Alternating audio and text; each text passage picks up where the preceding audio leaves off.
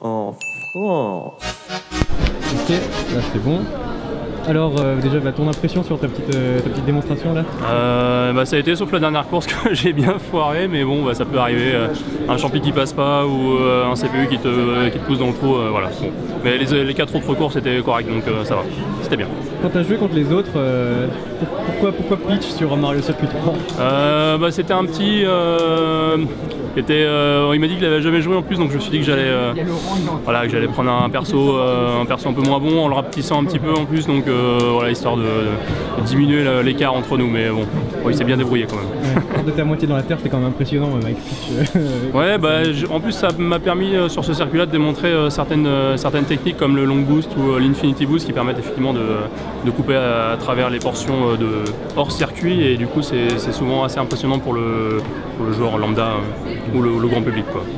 Et du coup, oui, juste au niveau du championnat du monde, alors t'es champion du monde. Ouais. Bon, déjà il y a les versions PAL et NTSC, je veux dire, c'était quoi un peu les conditions de ta victoire, de ta quintuple victoire?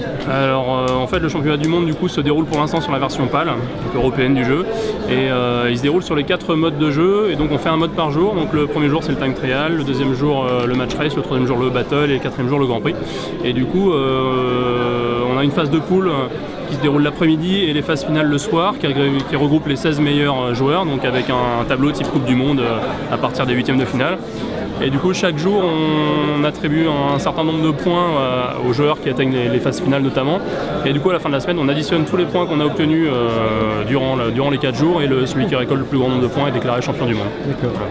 Donc t'es bon partout, parce que je veux dire tu peux être bon en race et être nul en battle, quoi. Alors pour être champion du monde malheureusement il faut quand même avoir un minimum de polyvalence. Le mode battle c'est le mode où je réussis le moins bien entre guillemets, parce que j'ai quand même atteint la finale cette année, mais je me suis pris une belle rouste en finale d'ailleurs.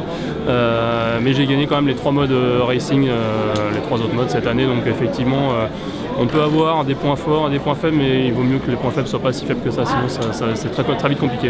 D'accord. Et juste personnellement, alors ton circuit préféré?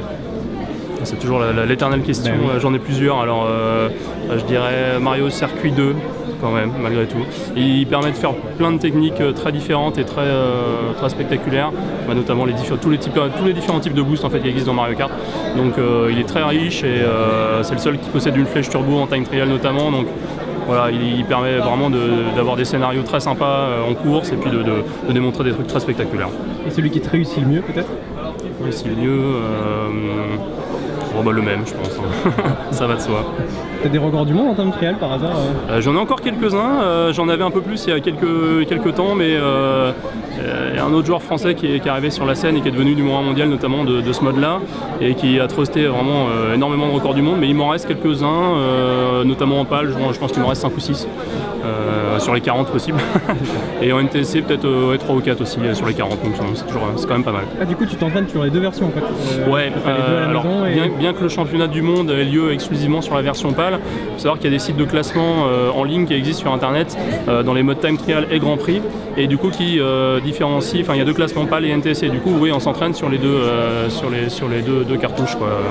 Voilà, pour être bon dans les 2 classements. D'accord. Et tu joues boost, non boost, ou tu joues que en boost, que avec les... Alors là encore, il y a encore des classements séparés avec boost et sans boost, pour justement mettre en valeur les différents types de performances. Et du coup, moi je joue plus avec boost parce que c'est le style de jeu qui est apparu il y a une dizaine d'années et qui permet d'aller plus vite et d'être le plus performant, notamment au championnat du monde. Mais j'aime bien aussi de temps en temps faire quelques courses en time trial ou en grand prix en mode sans boost pour essayer de pousser les records dans ces catégories là, quoi. C'est appréciable. Old school.